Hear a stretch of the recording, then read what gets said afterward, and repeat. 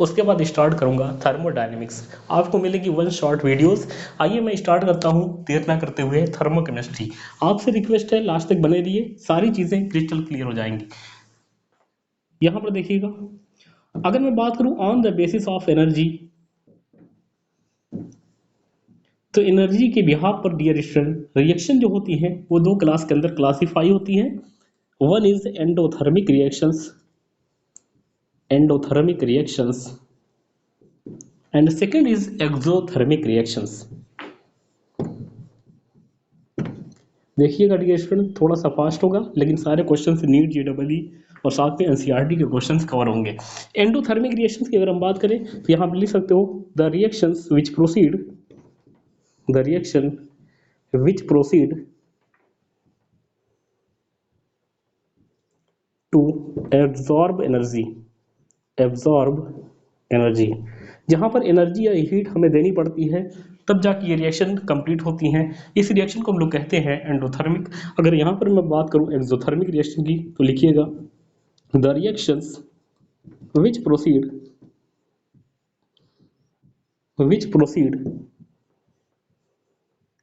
to evolve energy, to evolve energy. Evolve बोलिए या बोलिए इमिट करिए, या तो इमिट करेगी या तो इवॉल्व करेगी, दोनों वर्ड एक ही हैं। यहाँ पर एक्सोथर्मिक रिएक्शन होगी और ये होगी एंडोथर्मिक रिएक्शंस। अगर मैं बात करूँ एंडोथर्मिक रिएक्शंस के अंदर डेल्टा एच का साइन, तो डेल्टा एच का साइन डियर स्टूडेंट होता है हमेशा यहाँ पर पॉजिटिव। एंडोथर्मिक रिएक्शंस के लिए डेल्टा एच का साइन हमेशा होगा पॉजिटिव, और वहीं पर एक्सोथर्मिक रिएक्शंस की अगर हम बात करें तो यहाँ पर एंथैल्पी का साइन हमेशा होगा निगेटिव। सबसे मेन इंपॉर्टेंट चीज जो होती है ग्राफ, हम ग्राफ देख के कैसे पहचानेंगे कि ये एक्सोथर्मिक रिएक्शन का ग्राफ है या एंडोथर्मिक रिएक्शन का ग्राफ है। आइए मैं दिखाता हूं आपको। ये देखिए मैंने डियर स्टूडेंट एक ग्राफ प्लॉट किया है, energy versus progress. Y axis पर मैं ले रहा हूं एनर्जी, ये देखिए, और एक्स एक्सिस पर मैंने लिया है प्रोग्रेस, और यहां पर मैंने क्या किया है एक ग्राफ प्लॉट किया है। ये देखिए dear student energy of reactant और ये है एनर्जी ऑफ प्रोडक्ट। आपको दूर से दिख रहा होगा डियर स्टूडेंट कि यहाँ पर एनर्जी ऑफ प्रोडक्ट ज़्यादा है और एनर्जी ऑफ रिएक्टेंट कम है। अगर इस तरीके का ग्राफ कहीं पर दिख रहा है तो इसको हम लोग बोलते हैं एंडोथर्मिक ग्राफ। और इनके बीच का जो डिफरेंस होता है डियर स्टूडेंट, इसको हम लोग बोलते हैं एंथैल्पी ऑफ रिएक्शंस। और ये जो होता है डियर स्टूडेंट, ये होता है ट्रांजिशन स्टेट। जब मैं पढ़ाऊंगा आपको एक्टिवेशन एनर्जी के बारे में, तो एक्टिवेशन एनर्जी के बारे में सारी चीजें मैं बताऊंगा। आइए मैं आगे बढ़ता हूं एक्सोथर्मिक ग्राफ के बारे में। यहां पे देखिएगा, यहां पर भी मैंने प्रोग्रेस और यहां पर लिया है एनर्जी। एक ग्राफ मैंने प्लॉट किया है डियर स्टूडेंट कुछ इस तरीके से। यहां पे देखिएगा, ये है एनर्जी ऑफ रिएक्टेंट और ये है एनर्जी ऑफ प्रोडक्ट। आपको दूर से दिख रहा होगा डियर स्टूडेंट, यहाँ पर रिएक्टेंट की एनर्जी ज़्यादा है और प्रोडक्ट की एनर्जी कम है। अगर आपको ऐसा ग्राफ दिखे तो ये कहलाएगा एक्सोथर्मिक ग्राफ। आइए हम बात करते हैं नेक्स्ट पॉइंट की। देखिएगा डियर स्टूडेंट, अगर यही enthalpy dear student 25 degree Celsius या स्टैंडर्ड टेम्परेचर पर मेजर की जा रही है तो इसको हम लोग बोलते हैं स्टैंडर्ड एंथैल्पी ऑफ रिएक्शंस। तो यहाँ पे लिख सकते हैं पॉइंट, उसके बाद मैं पहुंच जाऊंगा factor affecting enthalpy of reactions. देखिएगा, if enthalpy is measured at 25 degree Celsius, then it's called standard enthalpy of reactions. Standard enthalpy of reactions.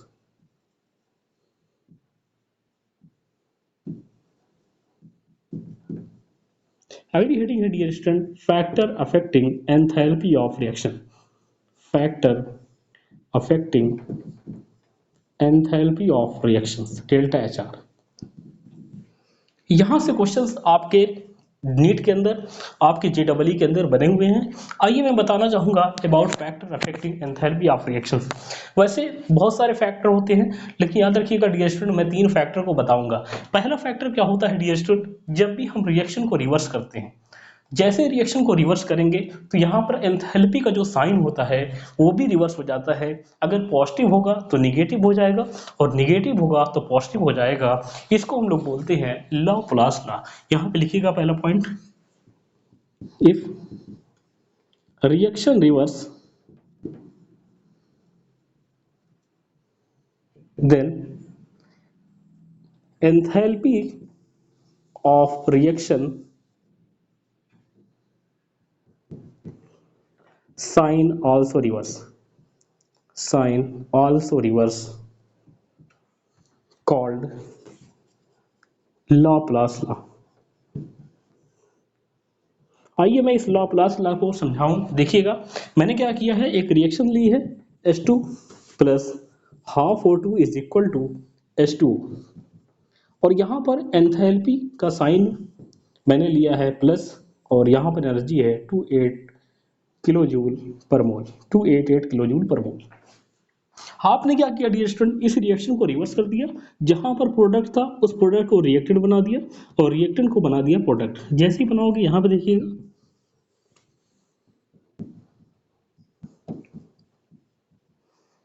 ये देखिए आपने क्या किया है, सिंपली रिएक्शन को रिवर्स किया है। जैसे ही इस रिएक्शन को रिवर्स किया, यहाँ पर एंथैल्पी का साइन क्या हो जाएगा, रिवर्स, यानी हो जाएगा माइनस का 282 किलो जूल पर मोल। तो ये देखिए किस तरीके से ये रिएक्शन रिवर्स हो रही थी, उसी तरीके से ये एंथैल्पी का साइन क्या हो गया, रिवर्स हो गया। आइए मैं बात करूं सेकंड फैक्टर की। सेकंड फैक्टर होता है dear student balancing coefficient. Balancing coefficient की अगर हम बात करें तो जिस फैक्टर से या जिस डिजिट से आप मल्टीप्लाई करोगे उस रिएक्शन के अंदर, वो मल्टीप्लाई हो जाता है एंथैल्पी ऑफ रिएक्शन के अंदर। यहाँ पे देखिएगा सेकंड फैक्टर, इस पर भी क्वेश्चंस बने हुए हैं, balancing coefficient.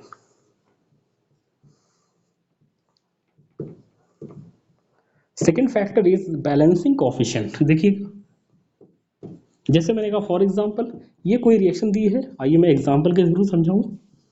N2 + 3H2 is equal to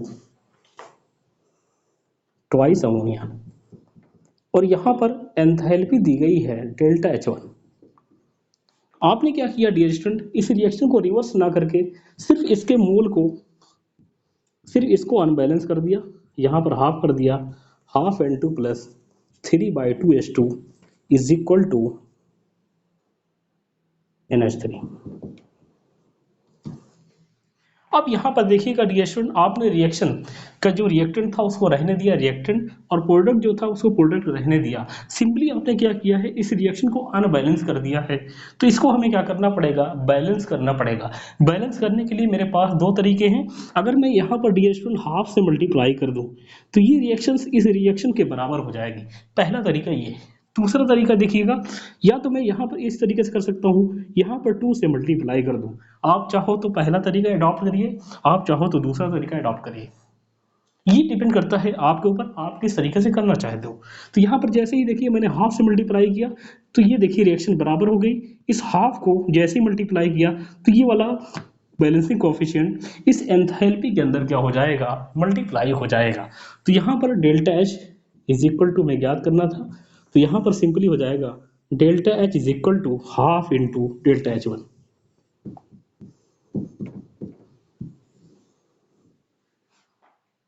किसी ने कहा सर यहाँ से नहीं, यहाँ से बैलेंस करके दिखाइए। तो ये देखिए डियर स्टूडेंट, यहाँ से मैं बैलेंस करके दिखा दूँ। No doubts this is crash course, लेकिन सारी चीज़ें मैं क्रिस्टल क्लियर करते जा रहा हूँ। देखिएगा यहाँ पर जैसे मैंने 2 से मल्टीप्लाई किया, ये रिएक्शन इस रिएक्शन के बराबर हो गई। ये 2 यहाँ पर मल्टीप्लाई हो जाएगा इस एंथैल्पी के अंदर। ये देखिए इस बार 2 मल्टीप्लाई हो गया है एंथैल्पी ऑफ रिएक्शन के अंदर। ये देखिए इज इक्वल टू, यहाँ पर देखिए ये बराबर है डेल्टा H1 के। यहाँ से जब मल्टीप्लाई करूंगा एंथैल्पी ऑफ रिएक्शन निकालूंगा तो एंथैल्पी ऑफ रिएक्शन 2 यहाँ पर चला जाएगा, तो ये हो जाएगा डेल्टा H1/2। ये देखिए जो पहले आंसर आया था वही फिर से आंसर आया। तो याद रखिएगा आपको सेकंड फैक्टर हमेशा मिलेगा बैलेंसिंग कोएफिशिएंट। तीसरा फैक्टर होता है डियर स्टूडेंट, जब हम लोग स्टेट चेंज करते हैं। स्टेट अगर मैंने चेंज कर दी तो वहां पर भी तीसरा फैक्टर लागू हो जाएगा। जैसे मैंने कहा फॉर एग्जांपल एक जगह मैंने ले लिया वाटर लिक्विड, एक जगह मैंने ले लिया वाटर गैस, तो वहां पर तीसरा फैक्टर लागू होगा। आइए मैं एक स्टेप आगे बढ़ना चाहूंगा और मैं बताना चाहूंगा about different type of enthalpies के। डिफरेंट टाइप ऑफ एंथैल्पी, अगर मैं वाटर लिक्विड बनाऊं और वाटर गैस बनाऊं तो वाटर लिक्विड वाला का जो प्रोडक्ट होगा वो ज्यादा होगा, उसकी एनर्जी ज्यादा होगी। ये थर्ड फैक्टर था। हेडिंग है different type of enthalpy. Different types of enthalpy.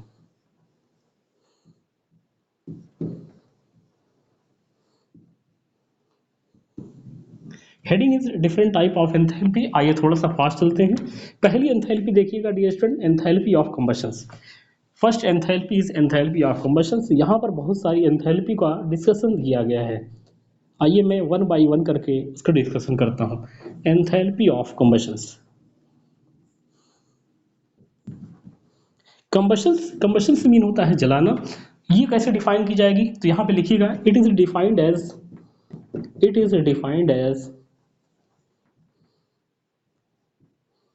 change in enthalpy, change in enthalpy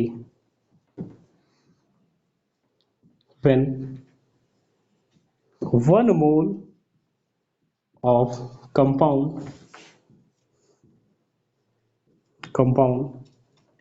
burn in presence of, burn in presence of excess of oxygen। Excess of oxygen, जब हम लोग जलाते हैं excess of oxygen की presence में तो वहां पर जो एंथैल्पी के अंदर चेंज आता है उसे हम कहते हैं एंथैल्पी ऑफ कंबशंस। जैसे मैंने कहा फॉर एग्जांपल ये था एथाइल एल्कोहल, जब इस एथाइल एल्कोहल को आप जलाओगे तो ये कहलाएगा enthalpy of combustions of ethyl alcohol. आइए जला के मैं दिखा दूं। ये था एथाइल एल्कोहल, इसको मैंने क्या किया, ऑक्सीजन की प्रेजेंस में जलाया। यहाँ पर जितना कार्बन होगा उतना कार्बन डाइऑक्साइड यहाँ पर निकल जाएगा और यहाँ पर जितना हाइड्रोजन होगा उसका जस्ट हाफ वाटर निकल जाएगा। ये देखिएगा 5 + 1 6, तो इसका जस्ट हाफ कर दीजिए 3 वाटर। ऑक्सीजन बैलेंस कर दीजिए 2 to the 4 + 3 7, यहाँ पर हो जाएगा 7/2। आइए मैं थोड़ा सा आगे बढ़ता हूँ। मैं बताना चाहूंगा एंथैल्पी ऑफ कंबशन जो होती है डियर स्टूडेंट, ये हमेशा होती है एक्सोथर्मिक प्रोसेस। सिर्फ 2 केस आप छोड़ दीजिए, 2 केस ऐसे हैं जहां पर ये एंडोथर्मिक प्रोसेस हो जाती है। पहला होता है dear student combustions of nitrogen. Nitrogen का जब आप कंबशन करोगे तो वहां पर ये एक्सोथर्मिक ना होके एंडोथर्मिक हो जाती हैं। रीजन क्या होता है डियर स्टूडेंट, नाइट्रोजन के बीच में पाया जाता है 3 कोवेलेंट बॉन्ड। इन 3 कोवेलेंट बॉन्ड को ब्रेक करने के लिए हमें सफिशिएंट एनर्जी की सप्लाई करनी होती है। यही रीजन होता है डियर स्टूडेंट, ये एंडोथर्मिक हो जाती है ना कि एक्सोथर्मिक। आइए हम बात करते हैं रिएक्शंस ऑफ कंबशंस। कंबशंस की रिएक्शन कैसी होती है, इक्वेशन क्या होती है, तो ये देखिएगा CxHy plus x + y/4 O2 is equal to होता है dear student XCO2 plus y/2 H2। ये देखिए कंबशंस की इक्वेशंस है। कभी भी आपको कोई चीज कंबशन करनी हो किसी हाइड्रोकार्बन्स की तो ये इक्वेशंस का आप यूज कर सकते हो। जैसे मैंने कहा फॉर एग्जांपल ये था ब्यूटेन, ये देखिए हाइड्रोकार्बन है। x का मतलब होता है नंबर ऑफ कार्बन्स, y का मतलब होता है नंबर ऑफ हाइड्रोजन्स। मैंने क्या किया, इसको जलाया। जलाने पर क्या होगा, जितना कार्बन होगा x उतना ही कार्बन डाइऑक्साइड निकल जाएगा।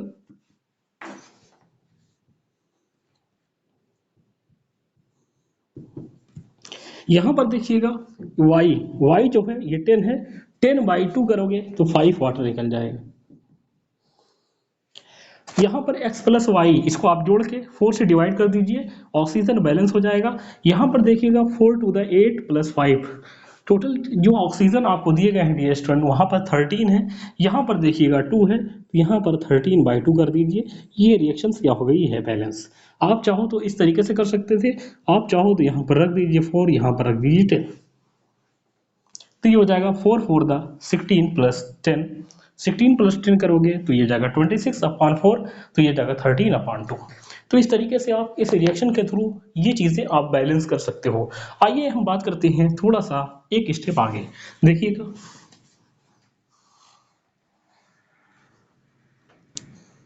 अगर हम बात करें dear student enthalpy of combustion की, तो एंथैल्पी ऑफ कम्बशन किसके लिए ज़्यादा होगी, ये देखिएगा।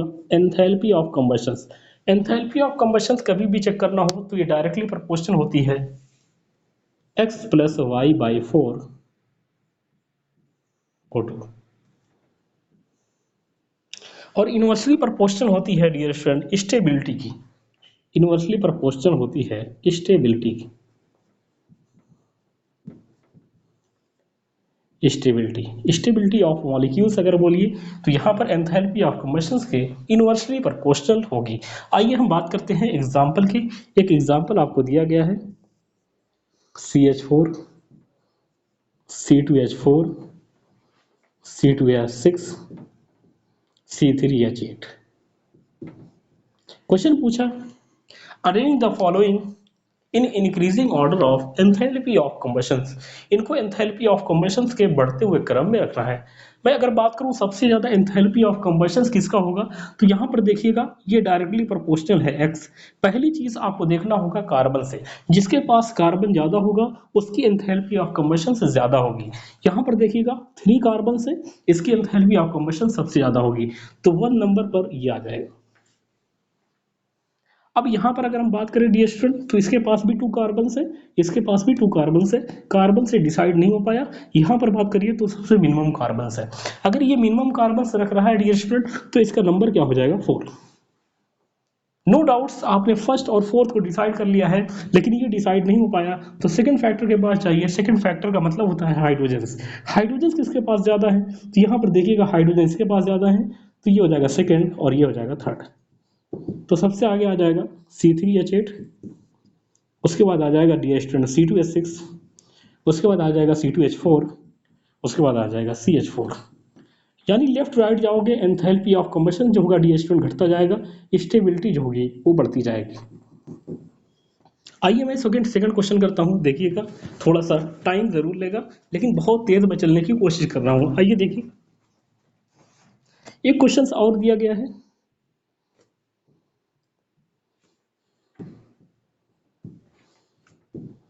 ये कोई मॉलिक्यूल आपको दिया गया है, इस मॉलिक्यूल्स के अंदर आपसे पूछा गया है एंथैल्पी ऑफ कम्बशन ऑर्डर। तो यहाँ पर देखिएगा इस क्वेश्चन के अंदर आपको डायरेक्टली दिख रहा होगा डियर स्टूडेंट कार्बन से, यहाँ पर देखिए 3 कार्बन से, यहाँ पर देखिए डियर स्टूडेंट 4 कार्बन से, यहाँ पर 5 कार्बन, यहाँ पर 6 कार्बन। जिसके पास जितने ज्यादा कार्बन उसकी एंथैल्पी ऑफ कम्बशन उतनी ज्यादा। ये देखिए, तो ऐसे आप हमेशा डिसाइड कर सकते हो इसकी एंथैल्पी ऑफ कम्बशन सबसे ज्यादा है तो इसकी स्टेबिलिटी सबसे कम हो जाएगी। वहीं पर अगर हम बात करें डियर स्टूडेंट इनकी इस मॉलिक्यूल की, यहां पे देखिएगा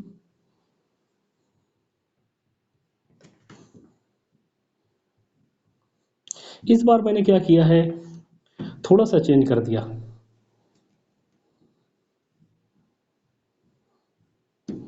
ये देखिए डियर स्टूडेंट मैंने क्या किया है, इस बार थोड़ा सा चेंज कर दिया है। इस बार इस फैक्टर को आप नहीं लगा सकते। यहाँ पे देखिएगा 3 कार्बन है, नो डाउट। यहाँ पे देखिएगा 3 कार्बन इसके अंदर आ रहे हैं, यहाँ पर 3 कार्बन आ रहे हैं, यहाँ पर 3 कार्बन आ रहे हैं। इसके अंदर एक कार्बन इसके बाहर, एक कार्बन इसके बाहर, एक कार्बन इसके बाहर। अगर मैं बात करूँ लेफ्ट राइट जाने पर, तो लेफ्ट राइट जाने पर डियर स्टूडेंट ब्रांचिंग बढ़ रही है। अगर ब्रांचिंग बढ़ेगी तो याद रखिएगा स्टेबिलिटी बढ़ेगी, लेकिन एंथैल्पी ऑफ कम्बशन ये घट जाएगा। तो याद रखिएगा स्टेबिलिटी जो होती है ये डायरेक्टली प्रोपोर्शनल होती है in case of isomerism, in case of branching. Left right जाने पर ब्रांचिंग बढ़ रही है, यहां पर देखोगे ब्रांचिंग से ब्रांचिंग जो है डियर स्टूडेंट बढ़ रही है। अगर ब्रांचिंग बढ़ रही होगी तो यहाँ पर एंथैल्पी ऑफ कम्बशन जो होगा ये भी, सॉरी ये जो है घट रहा होगा और स्टेबिलिटी बढ़ रही होगी। आइए हम बात करें dear student second enthalpy of combustion की।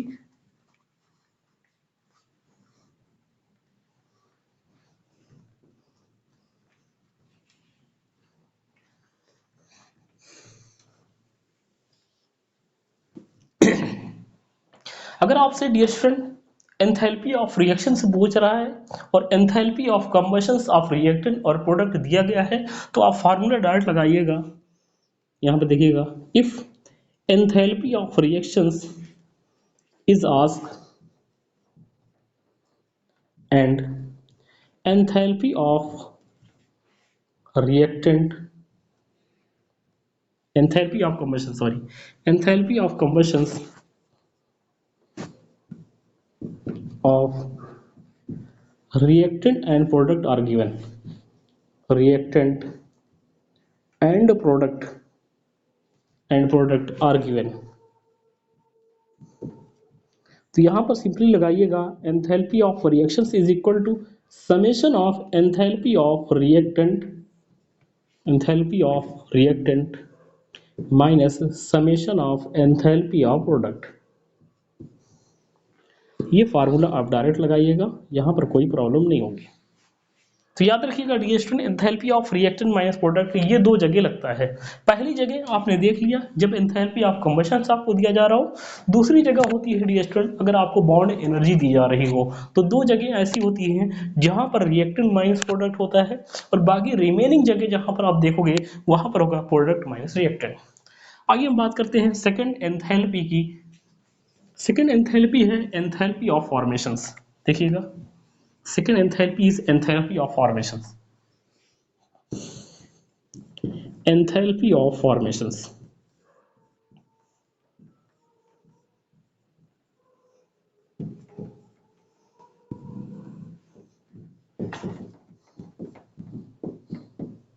What is enthalpy of formations? अगर हम बात करें enthalpy of formations की तो यहाँ पे लिख सकते हो dear student, it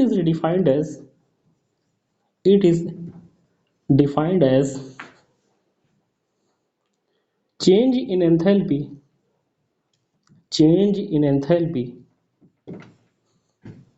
when 1 mole of compound